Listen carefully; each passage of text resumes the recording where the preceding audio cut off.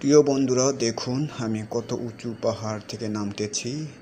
আমি এবং আমরা সকলে গ্রাম থেকে ফিরতেছি, কিন্তু পাহাড়টা অনেক খাড়া এবং সে খারাপ পাহাড়ে বাচ্চা কোলে নিয়ে নামাটা খুবই একটা কষ্টকর এবং ভয়ানক।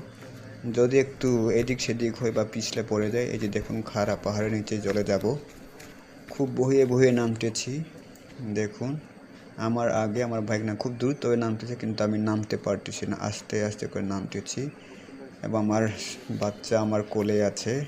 তাই আমি খুব সাবধানে নামতেছি, কারণ পাতাগুলি খুব পিছলা। আমি স্যান্ডেল পরে নামতে পারতেছি না, কারণ আমি অনুমান পাচ্ছি না কোন জায়গায় শক্ত, কোন জায়গায় নরম, বা কোন পাতাটা পিছলে যাবে, কোন পাতাটা পিছলে যাবে না।